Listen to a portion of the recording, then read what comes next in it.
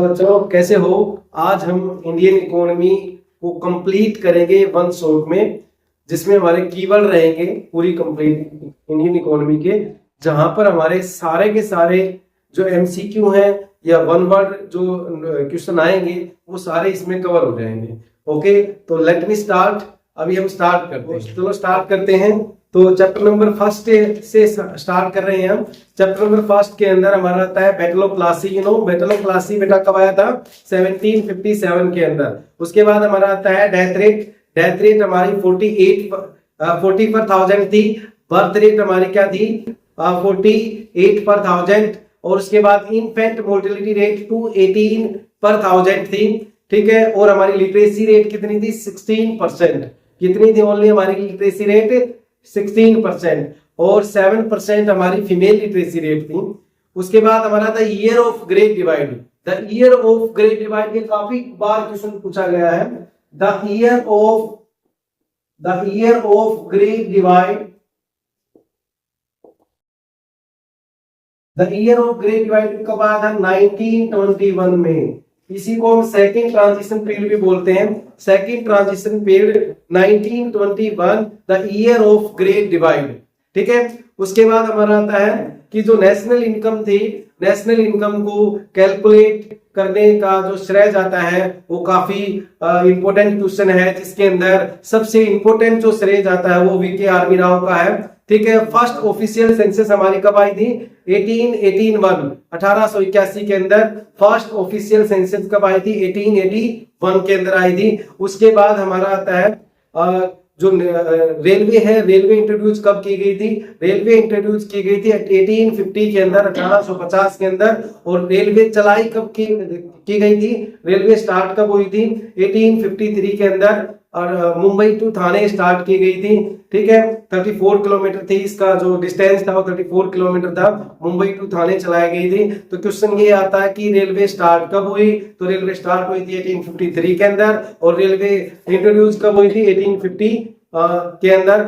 आपको question generally जो मैंने आपको एक क्वेश्चन बताया कि भाई the year of great divided कब आया था? The year of great divided 1921 के अंदर आया था। या आपसे दूसरे वे में पूछ सकता है कि 1921 के अंदर क्या हुआ था? The year of great divide.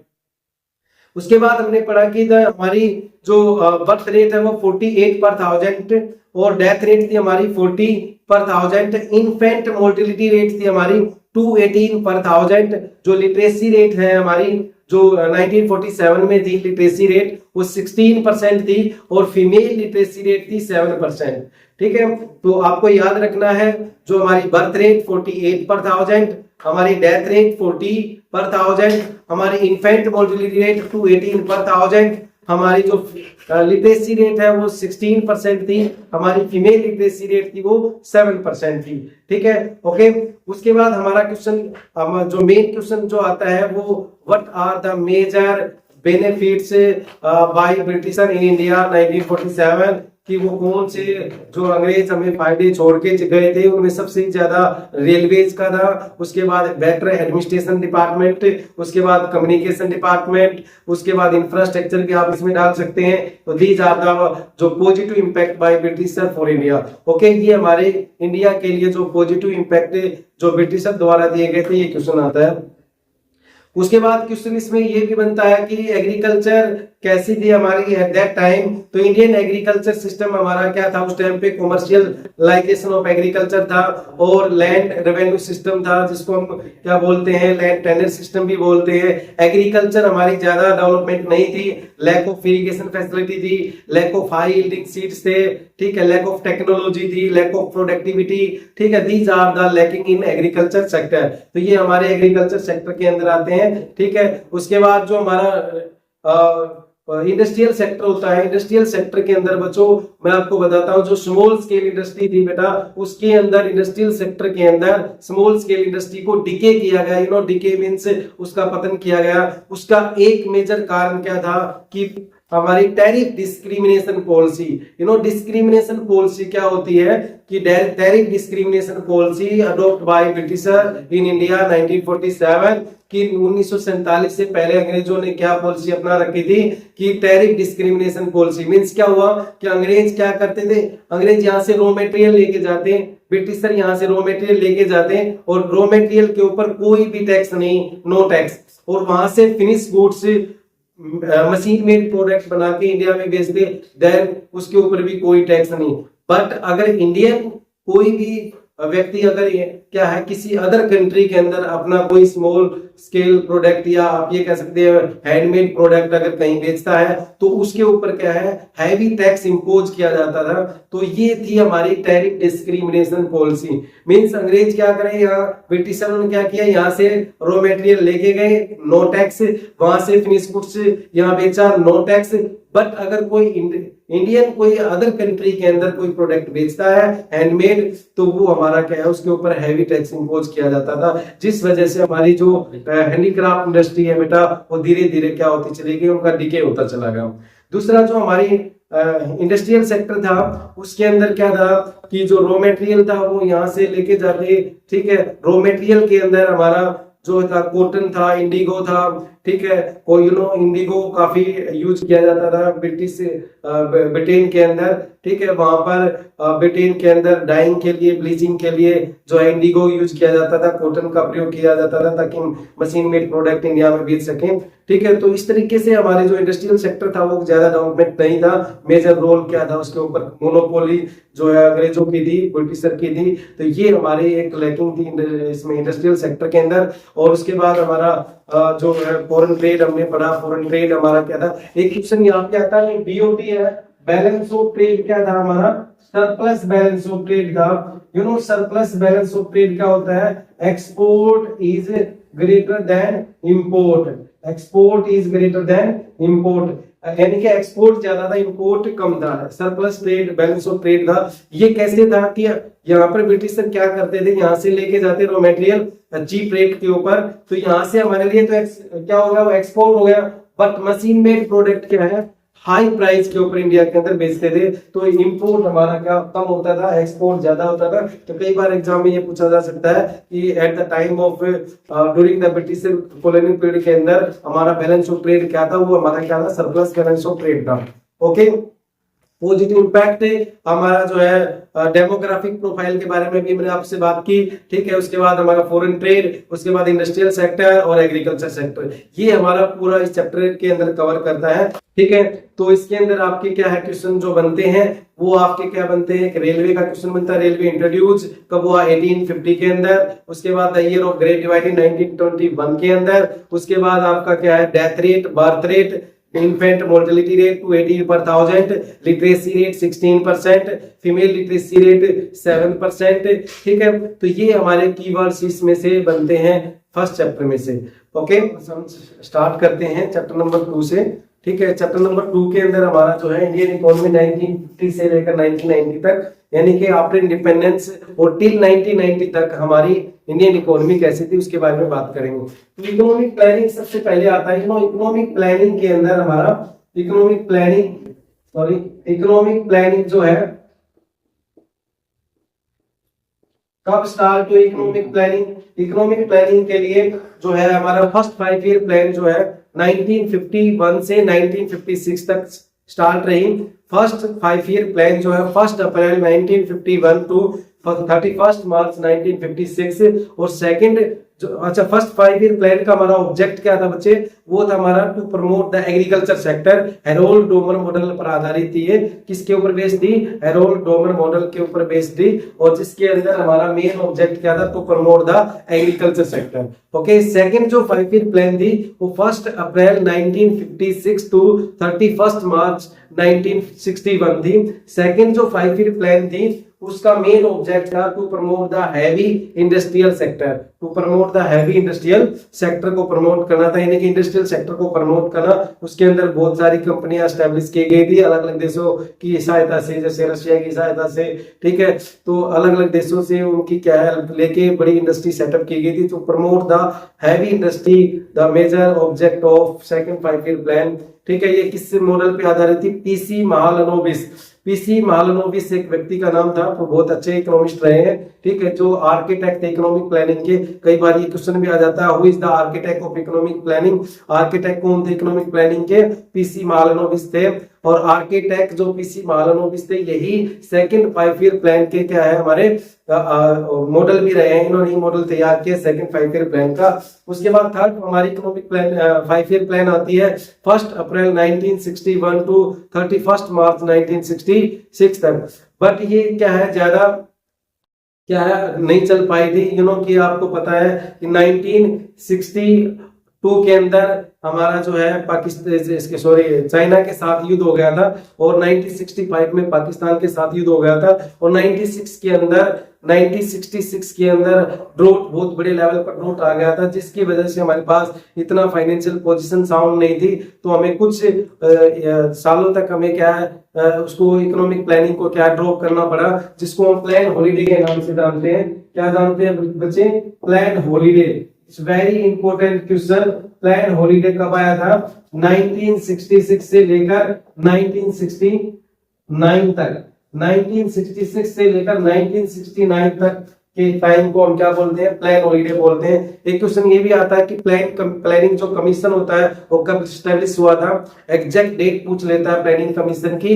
Planning commission 15 मार्च 1950 को, 15 मार्च 1950 को प्लानिंग स्टैब्लिश किया गया। और आपको पता होना चाहिए कि प्लानिंग कमीशन रिप्लेस ने किसकी जगह ली थी? प्लानिंग कमीशन जो है हमारा 15 मार्च 1950 को स्टैब्लिश किया गया, और 2015 के अंदर 2015 के अंदर प्लानिंग कमीशन का स्थान किसने लिया? नीति commission, NITI commission, national institute of transforming India, that is नीति कमीशन, नीति आयोग, जो 2015 के अंदर 1 जनवरी 2015 के अंदर जिन्होंने स्थान लिया प्लानिंग कमीशन का। उसके बाद हमारा एक एनडीसी के बारे में पूछ लेता है। एनडीसी, एनडीसी क्या होता है? National development council. National development council, राष्ट्रीय विकास परिषद। राष्ट्रीय विकास परिषद की स्थापना कब हुई थी? 6 अगस्त 1956 के अंदर। 6 अगस्त 1956 के अंदर 6 अगस्त 1952 के अंदर,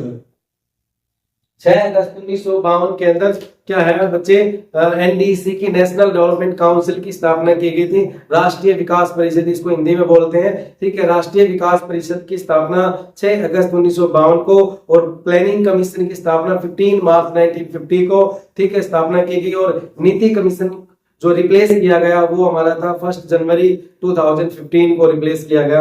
अब क्वेश्चन क्या आता है कि what is the aim of या what is the goals of economic planning या 5 ईयर प्लान? क्या इकोनॉमिक प्लान का क्या गोल्स था? ठीक है, क्या गोल्स था इकोनॉमिक प्लानिंग का? वो आपको क्या है शॉर्ट के अंदर ट्रिक के साथ आपको याद करना है, जिसको हम बोलते हैं जेम्स। क्या बोलते हैं बच्चे? जेम्स।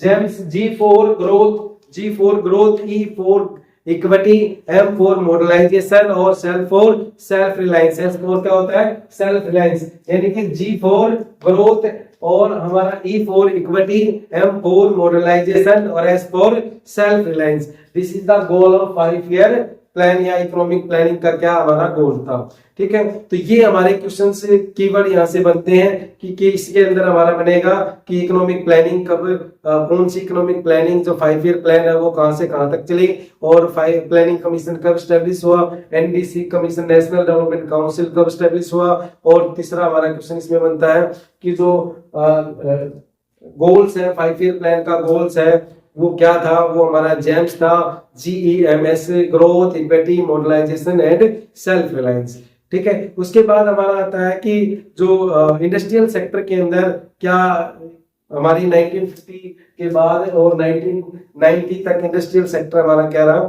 उसके अंदर हमने पढ़ा कि इंडियन इकोनॉमी हमारी 1950 से लेकर 1990 तक कैसी थी। तो सबसे पहले हमने 5 ईयर प्लान के बारे में बात की।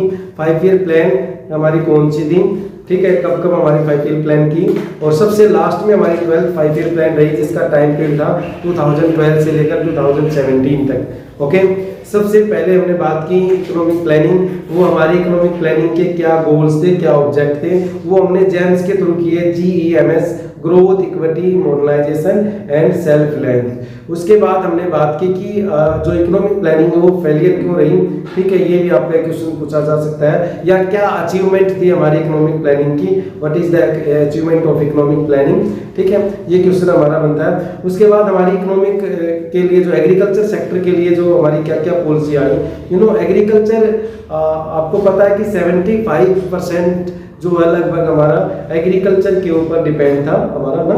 आज़ादी के बाद हमारा जो टोटल जो पॉपुलेशन है उसका 70 से 75% क्या है, इंगेज इन एग्रीकल्चर सेक्टर, है ना। लेबर फोर्स किस में इंगेज थी, एग्रीकल्चर सेक्टर में इंगेज थी। और एग्रीकल्चर सेक्टर जो हमारा ज़्यादा डेवलपमेंट नहीं था, तो क्या कमियां थी एग्रीकल्चर सेक्टर के अंदर, what is the lacking in agriculture sector, ठीक है, क्या क्या कमियां थी। तो आप कह सकते हैं कि क्या क्या कमियां थी। सबसे पहली कमी तो हम ये कह सकते हैं lack of irrigation facility, low productivity, ठीक है, प्रोडक्शन ज़्यादा नहीं होता था, कम होता था।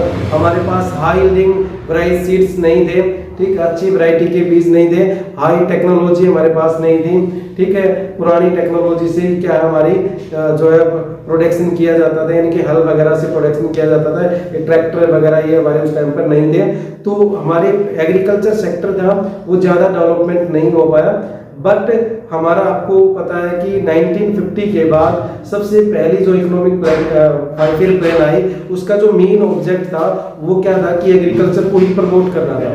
एग्रीकल्चर को ही प्रमोट करना हमारा मेन ऑब्जेक्ट था फर्स्ट 5 ईयर प्लान का।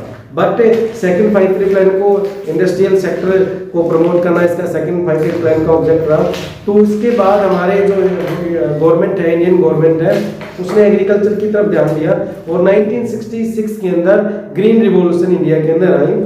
कई बार पूछा जाता है कि किस डिकेड के अंदर इंडिया जो ग्रीन रिवॉल्यूशन है वो आई थी, तो 1960 डिकेड जो है इंडिया के अंदर जो है ग्रीन रिवॉल्यूशन आई थी।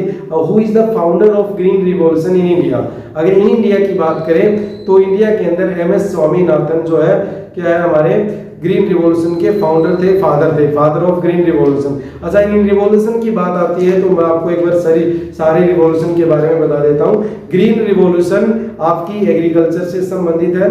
ग्रीन रिवॉल्यूशन किससे संबंधित है, एग्रीकल्चर से। येलो जो रिवॉल्यूशन है आपकी वो हमारे ऑयल सीड से रिलेटेड है। किससे है, तिलहन प्रोडक्शन जिसको हिंदी में बोलते हैं, ऑयल सीड से रिलेटेड है, ठीक है। और थर्ड हमारी आती है ब्लू रिवॉल्यूशन। ब्लू रिवॉल्यूशन आपकी फिशरिंग प्रोडक्शन से रिलेटेड है। व्हाइट रिवॉल्यूशन आपकी मिल्क प्रोडक्शन से रिलेटेड है। व्हाइट रिवॉल्यूशन जो है मिल्क प्रोडक्शन को हम ऑपरेशन फ्लड के नाम से भी जानते हैं, ठीक है, ऑपरेशन फ्लड, है ना। Doctor Varghese Kurien is the father of white revolution. Doctor Varghese Kurien is the father of white revolution. अच्छा, हम एग्रीकल्चर रिवॉल्यूशन की बात करें थे तो एग्रीकल्चर रिवॉल्यूशन से कुछ फायदे तो मिले, लेकिन इंटायर इंडिया में फायदे नहीं मिले। कुछ एरिया, कुछ हमारे जो स्टेट थे उसको फायदे मिले। तो इसकी एक ये ड्रॉबैक रही कि इसका जो फायदा हुआ वो कुछ हमारी क्रॉप्स के अंदर हुआ और इंटायर इंडिया में नहीं हुआ। तो ये तो इसकी लिमिटेशन आप लिख सकते हैं। बट ग्रीन रिवॉल्यूशन के फायदे क्या हुए, एक तो हमारे इंडिया के अंदर हाई यील्डिंग ब्राइट सीड्स के जो है बीज हमारे इंडिया के अंदर आ गए, जिससे प्रोडक्शन हमारा बढ़ा। दूसरा, टेक्नोलॉजी में भी कुछ इंप्रूवमेंट हुआ। तीसरा, इरिगेशन फैसिलिटी में भी गवर्नमेंट ने कुछ सुविधाएं प्रोवाइड की, ठीक है। और हमारा जो एग्रीकल्चर जो ग्रीन रिवॉल्यूशन आया था उससे हमारी प्रोडक्टिविटी भी हमारी बढ़ी है, लेकिन वो प्रोडक्टिविटी कुछ क्रॉप्स के अंदर ही हमारा उसका प्रोडक्शन इंक्रीज हुआ। तो ये हमारी ग्रीन रिवॉल्यूशन के अंदर जो है कुछ फायदे मिले हमें, ठीक है, एग्रीकल्चर सेक्टर के अंदर। एग्रीकल्चर सेक्टर के अंदर गवर्नमेंट ने लैंड सीलिंग, ठीक है। लैंड सीलिंग यानी कि लैंड रिफॉर्म्स कुछ किए, ठीक है, जिसके अंदर लैंड सीलिंग आता है, ठीक है। गवर्नमेंट ने कुछ एमएसपी वगैरह सेटअप की कि भी मिनिमम सपोर्ट प्राइस के ऊपर आप यहाँ बेच सकते हैं, जिससे किसानों को काफी फायदा हुआ। उसके बाद इंडस्ट्रियल सेक्टर की बात करते हैं तो फर्स्ट इंडस्ट्रियल पॉलिसी हमारी कब आई थी? 6 अप्रैल 1948 को, 6 अप्रैल 1948 को बेटा हमारी फर्स्ट इंडस्ट्रियल पॉलिसी आई, ठीक है, जो ज्यादा कामयाब तो नहीं रही। उसके बाद हमारी सेकंड इंडस्ट्रियल पॉलिसी आई, कब आई थी? 1956 को, जिसको हम आईपीआर के नाम से जानते हैं, आईपीआर 1956, जो 3 शेड्यूल के अंदर आई। शेड्यूल 1, शेड्यूल ए बोलते हैं इसको, शेड्यूल बी और शेड्यूल सी।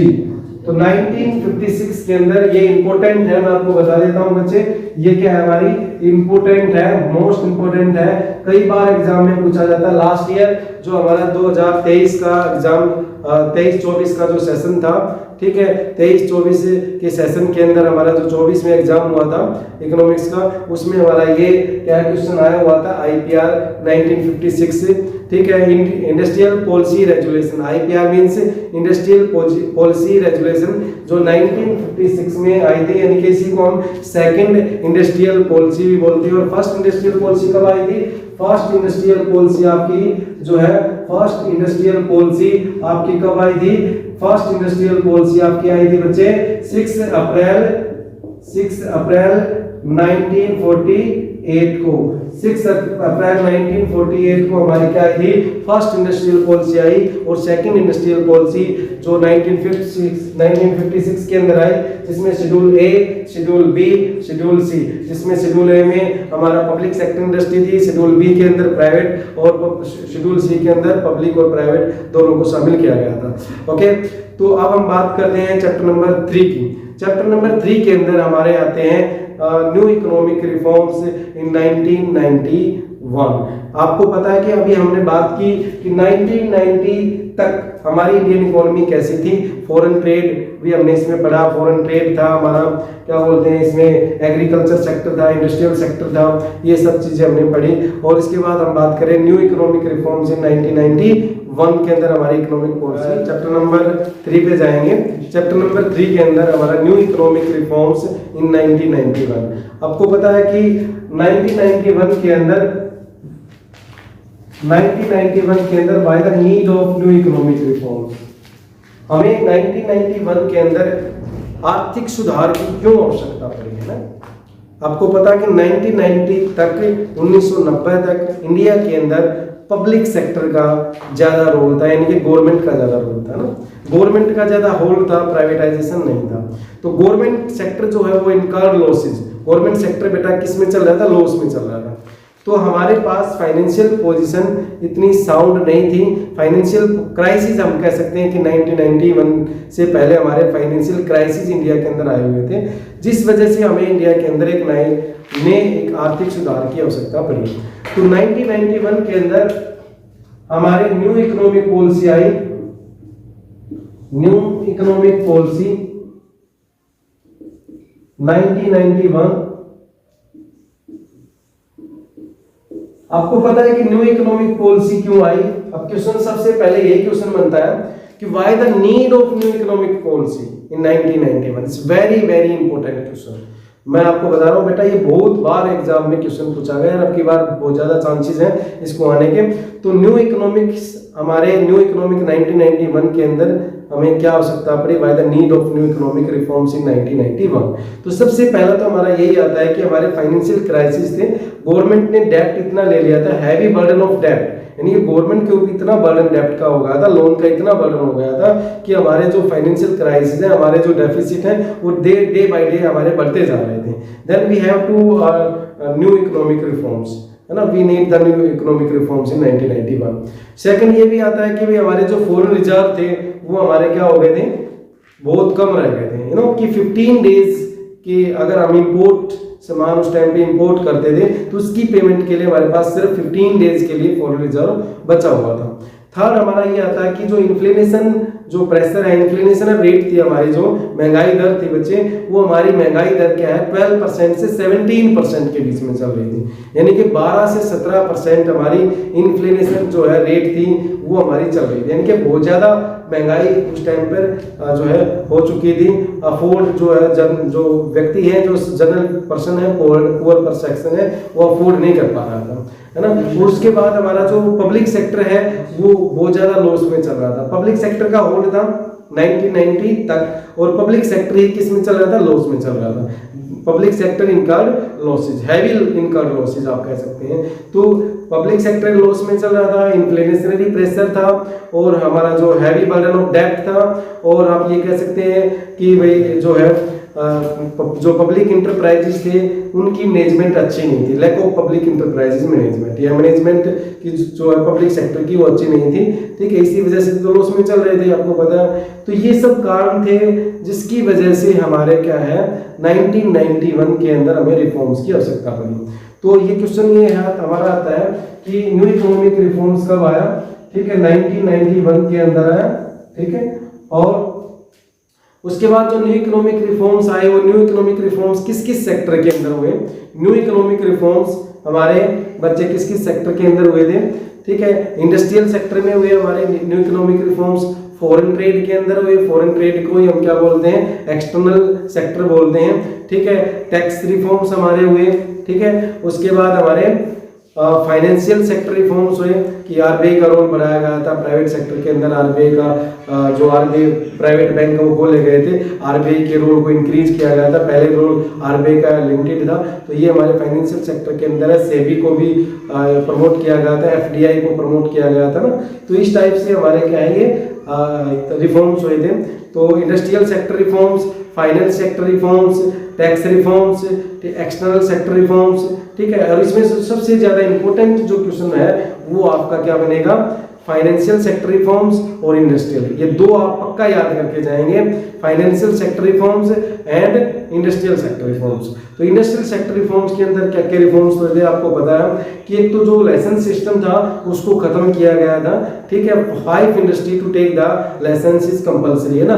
5 इंडस्ट्री ऐसी थी जिनके लिए लाइसेंस लेना कंपलसरी था, ठीक है। और 3 इंडस्ट्री ऐसी थी जो रिजर्व फॉर पब्लिक सेक्टर, जो पब्लिक सेक्टर के लिए रिजर्व की गई थी, ठीक है। और उसके लिए स्मॉल स्केल इंडस्ट्री को क्या डी रिजर्वेशन किया गया था। ये भी आप पूरी डिटेल से हमने पढ़ा था पिछले वीडियो के अंदर। और उसके बाद हमारा क्या है जो MRTP एक्ट है, MRTP act means monopoly restriction trade practices.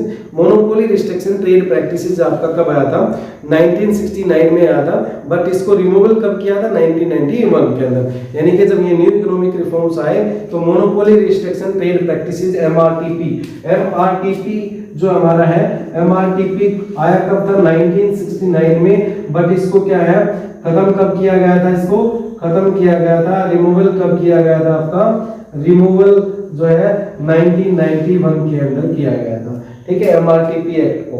अब इसकी जगह जो है कौन सा जो है दूसरा एक्ट आया था, वो 2002 के अंदर कंपटीशन एक्ट रिप्लेस हुआ था, ठीक है। वो MRTP की जगह ली थी उसने। तो कई बार ये पूछा जाता है कि MRTP की जगह किस एक्ट ने ली थी, कंपटीशन एक्ट 2002 के अंदर हमारा जो है MRTP रिप्लेस हुआ था 1969 MRTP की जगह, ठीक है। उसके बाद हमारा जो है फाइनेंशियल सेक्टर के अंदर क्या रिफॉर्म्स हुए थे, जो आरबीआई का रोल था वो क्या है हमारा बढ़ा दिया गया था, आरबीआई के रोल को इंक्रीज किया गया था। वो freedom to take the decision regarding monetary policy, ठीक है। कोई भी डिसीजन लेना है तो आरबीआई को ज्यादा क्या है उसके ऊपर रिस्ट्रिक्शन नहीं थी। और उसके बाद प्राइवेट सेक्टर के बैंक जो है ओपन कर सकता था आरबीआई, प्राइवेट सेक्टर के बैंकों को लाइसेंस इजीली प्रोवाइड किए गए ताकि क्या है हमारा मॉनेटरी सिस्टम आसानी से बढ़ सके, ठीक है। मनी सप्लाई को कंट्रोल किया जा सके। आरबीआई को फ्रीडम डिसीजन टेकिंग पावर जो है आरबीआई को दी गई थी, ठीक है। तो इस तरीके से फाइनेंशियल सेक्टर के अंदर रिफॉर्म्स हुए। फाइनेंशियल सेक्टर के अंदर सेबी का भी रोल बढ़ाया गया था। एफडीआई की जो है इन्वेस्टमेंट थी, फॉरेन डायरेक्ट इन्वेस्टमेंट FDI की थी उसकी जो इन्वेस्टमेंट जो है बढ़ाई गई थी, लिमिट बढ़ाई गई थी, ठीक है, 74 तक की लिमिट उसको कर दी गई थी, पहले 49% तक की उसकी जो लिमिट होती थी।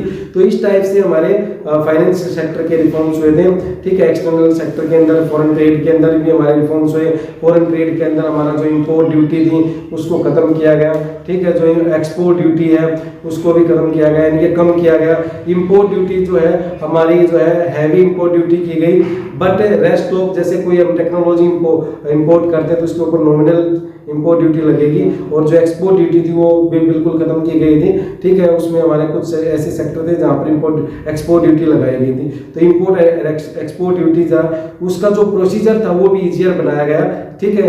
एक्सपोर्ट इंपोर्ट का प्रोसीजर, यानी कि अगर हम फॉरेन ट्रेड करते हैं उसके प्रोसीजर को ईजी बनाया गया, ईजियर बनाया गया। एक्सपोर्ट इंपोर्ट जो हमारे टैरिफ होते हैं उनके रेट को कम किया गया, कुछ सेक्टरों में उसको खत्म किया गया। तो इस तरीके से हमारे क्या है फाइनेंशियल सेक्टर रिफॉर्म्स हुए। अब इसमें सबसे लिमिटेशन हमारी क्या आती है, जो हमारे न्यू इकोनॉमिक रिफॉर्म्स हुए, न्यू इकोनॉमिक रिफॉर्म्स के अंदर सबसे एक लिमिटेशन ये रही कि गवर्नमेंट ने एग्रीकल्चर सेक्टर की तरफ बिल्कुल ध्यान नहीं दिया, ठीक है। रेस्ट ऑफ एग्रीकल्चर को गवर्नमेंट ने इंक्लूड किया, बट एग्रीकल्चर की तरफ कोई ध्यान नहीं दिया। तो ये एक इसकी लिमिटेशन होगी, ठीक है। ये हमारे सब किसमें अंदर था, LP लिबरलाइजेशन के अंदर। ये जो रिफॉर्म्स हुए ये हमारे लिबरलाइजेशन के अंदर थे, ठीक है। तो लिबरलाइजेशन, उसके बाद हमारा आता है प्राइवेटाइजेशन, और थर्ड हमारा आता है ग्लोबलाइजेशन।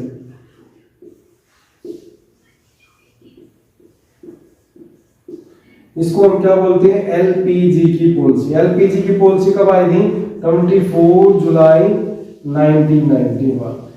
तो LPG की पॉलिसी भी बोलते हैं हम इसको, ठीक है। LPG की पॉलिसी 24 जुलाई 1991 के अंदर आई। तो LPG की पॉलिसी लिबरलाइजेशन के अंदर हमने ये रिफॉर्म्स पढ़े। प्राइवेटाइजेशन मींस क्या होता है, ownership transfer public sector to private sector. Ownership transfer public sector to private sector, that is privatisation.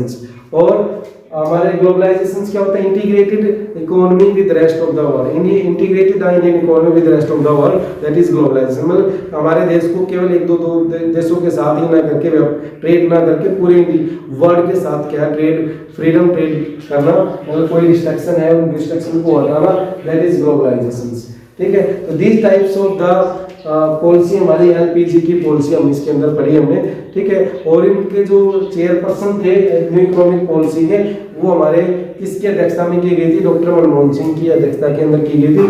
अभी आपको पता है कि डॉक्टर मनमोहन सिंह जो हमारे डिमाइज हो गए हैं, ठीक है, और 26 तारीख को। तो डॉक्टर मनमोहन सिंह उस टाइम पे फाइनेंस मिनिस्टर थे, डॉक्टर मनमोहन सिंह, तो दैट टाइम फाइनेंस मिनिस्टर थे। उन्होंने ये पॉलिसी अडॉप्ट की, LPG की policy.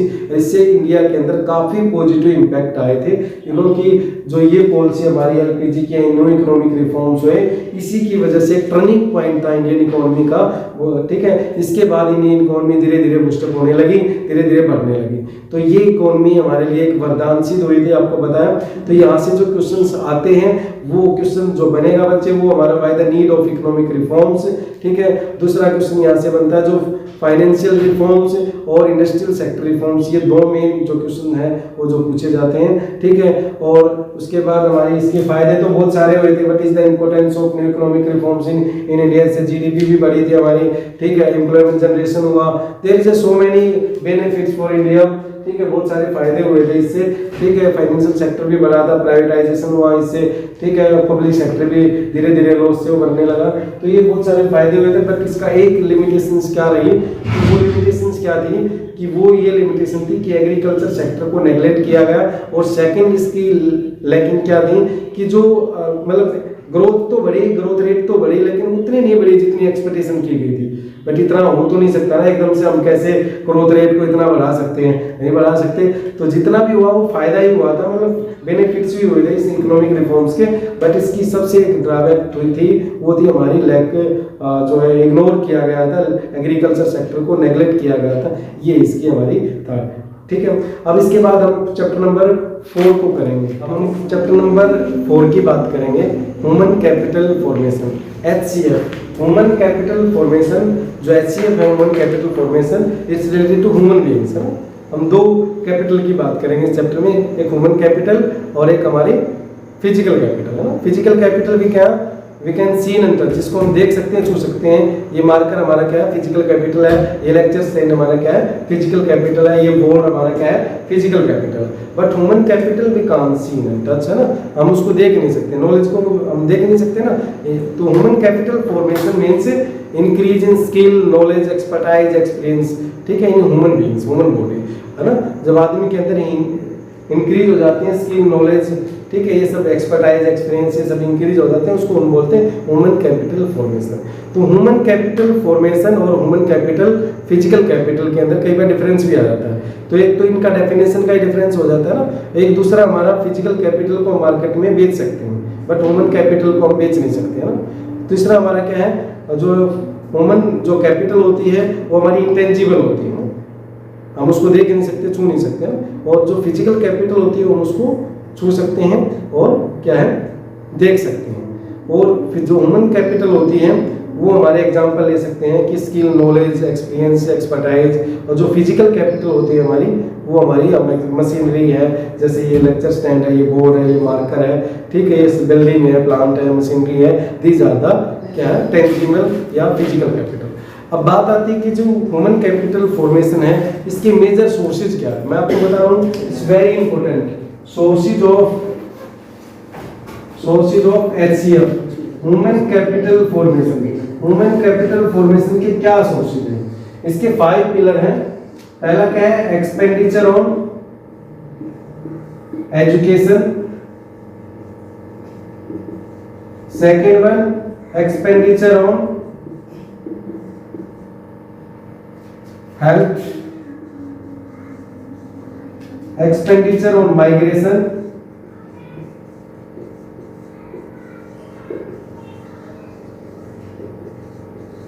Expenditure on job training, ठीक है, और expenditure on information.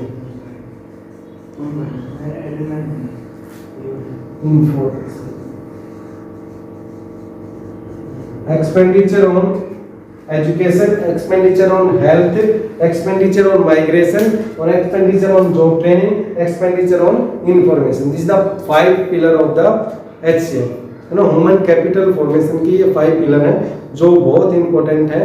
What are the major sources of human capital formation?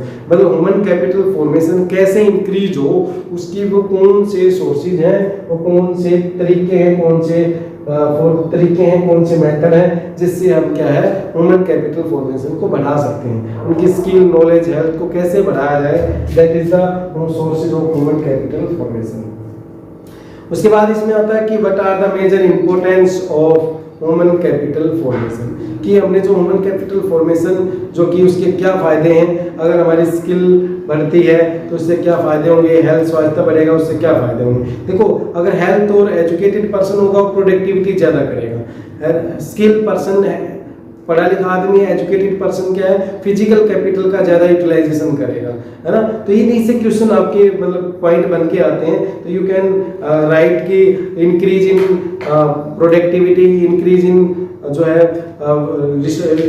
Maximum utilisation of physical capital को मैक्सिमम यूटिलाइजेशन कर सकते हैं। उनकी क्या है जो प्रोडक्टिविटी उसको बढ़ाया जा सकता है, ठीक है। हमारी लाइफ एक्सपेक्टेंसी एज होती है वो बढ़ जाएगी, स्वास्थ्य ठीक होगा, ठीक है ना। एक हेल्दी पर्सन होगा, उसकी जो है प्रोडक्टिविटी ज़्यादा होगी, उसकी लाइफ भी ज़्यादा होगी, लाइफ एक्सपेक्टेशन एज एवरेज आदमी कितने साल जीता है वो भी ज़्यादा होगी, है ना। और हमारी जो एफिशिएंसी है वो बढ़ जाएगी, हमारे फिजिकल जो रिसोर्सेज है उनका मैक्सिमम यूटिलाइजेशन करेंगे, ठीक है। और हमारे जो अवेयरनेस है वो भी इंक्रीज होगी, ठीक है। और जो पढ़ा लिखा आदमी है तो पॉपुलेशन भी कंट्रोल हो जाएगी। तो these are the points, the importance of human capital formation.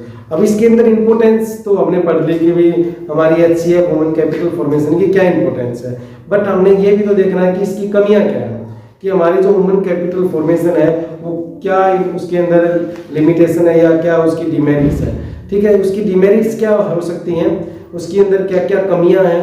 देखो, सबसे पहले हमारे पास रिसोर्सेज नहीं है, लैक ऑफ रिसोर्सेज। दूसरी हमारी क्या, अवेयरनेस नहीं है। तीसरी क्या है, जो ह्यूमन बींग्स है उसकी हेल्थ अच्छी नहीं है, यानी कि हमारे पास इतने रिसोर्सेज नहीं है ताकि हम हेल्थ इंफ्रास्ट्रक्चर पे खर्च कर सकें, ठीक है। और दूसरा एक पॉइंट हमारा ब्रेन ड्रेन आता है इसके अंदर। ब्रेन ड्रेन हमारा क्या होता है कि ब्रेन ड्रेन जो हमारे एक छोटा सा एग्जांपल लूं कि इंडिया के अंदर नॉलेज गेन की उसका यूज हम किसी अदर देश में करते हैं, that is brain drain. India में सबसे ज्यादा ब्रेन ड्रेन होता है, मैं आपको नॉलेज के लिए बता देता हूँ। लोग यहाँ IIT करते हैं, अच्छे MBBS करते हैं, डॉक्टर बनते हैं और उसका यूज कहीं अमेरिका में जाके, कनाडा में जाके, ऑस्ट्रेलिया में जाके करते हैं, ठीक है, that is the brain drain. तो अगर वही प्रोफेसर, वही डॉक्टर, वही इंजीनियर या इंडिया में रहते तो और प्रोफेसर तैयार करते और इंजीनियर तैयार करते और अच्छे डॉक्टर तैयार करते, तो बट वो क्या हो गया कि वो यहाँ से चले गए, अब वो सर्विस दे रहे हैं दूसरे देश के अंदर, जिसकी वजह से हमारा ब्रेन ड्रेन हमारे इंडिया में क्या है ज़्यादा होता गया, जिससे हमारे अच्छे प्रोफेसर, अच्छे इंजीनियर, डॉक्टर तैयार नहीं हो पा रहे। तो ये हमारे देश के अंदर ये भी कमी है कि ठीक है कि ब्रेन ड्रेन एक ह्यूमन कैपिटल फॉर्मेशन की एक जो है कमी है, डिमेरिट है कि ब्रेन ड्रेन यहाँ सबसे ज़्यादा होता है। दूसरा आप ये ले सकते हैं कि इसके अंदर जो है रिसोर्सेज की कमी होगी, ब्रेन ड्रेन होगा, इनएफिशिएंसी होगी, ठीक है, टेक्नोलॉजी नहीं है हमारी, टेक्नोलॉजी जो टेक्निकल एजुकेशन नहीं है, ये भी हम इसमें डाल सकते हैं कि हमारे इंडिया के अंदर क्या है, जो एजुकेशन सिस्टम है वो टेक्निकल नहीं है, मतलब टेक्निकल एजुकेशन नहीं प्रोवाइड की जाती। यहाँ पे स्किल की कमी है, यहाँ पे लैक ऑफ स्किल की वजह से क्या है, यहाँ पर पढ़े लिखे तो ज़्यादा है लेकिन पढ़े लिखे के बाद भी बहुत सारे लोगों को रोजगार नहीं मिलता पाता है। तो ये हमारी क्या है, हमारी एजुकेशनल अनएम्प्लॉयमेंट हो जाती है, शिक्षित बेरोजगारी हो जाती है, ये भी इंडिया में ज़्यादा है, काफ़ी ज़्यादा। तो इस टाइप हमारे यहाँ से जो है एक क्वेश्चन ये बनता है कि sources of human capital formation और इसके बेनिफिट्स क्या है और इसकी इंपॉर्टेंस क्या है, या आप ये कह सकते हैं बेनिफिट्स, इंपॉर्टेंस और इसकी कमियां क्या है, ठीक है। तो ये हमारी इस चैप्टर के अंदर ज़्यादा मुश्किल इसमें नहीं बनता है, ज़्यादा क्वेश्चन हमारा इसमें नहीं है, इसमें 2 ही क्वेश्चन आते हैं, इंपॉर्टेंस और HCF की इंपॉर्टेंस, लिमिटेशन और sources of human capital formation. तो मैं आपको एक बात ये बताना चाहूँगा बच्चों कि आपको मैक्रो की कंप्लीट नोट है ना, कंप्लीट नोट्स आपको मैक्रो की PDF जो है मैंने डाउनलोड कर रखी है, आप वहाँ डिस्क्रिप्शन में जाके डाउनलोड कर सकते हैं, या फिर मैंने एक वीडियो बना रखी है, वीडियो में कंप्लीट शॉर्ट नोट्स यानी कि हर चैप्टर के जो इम्पोर्टेंट क्वेश्चन है वो मैंने PDF उसमें वीडियो में डाले हुए हैं, तो आप वहाँ से देख सकते हैं। दूसरा ये क्या है कि हमारे जो CBSE के जो क्वेश्चंस है, प्रीवियस ईयर ओरिजिनल जो पेपर है CBSE के, वो मैंने इसमें वीडियो में डाले हुए हैं, डिस्क्रिप्शन में डाउनलोड आप वहां से कर सकते हैं, ठीक है।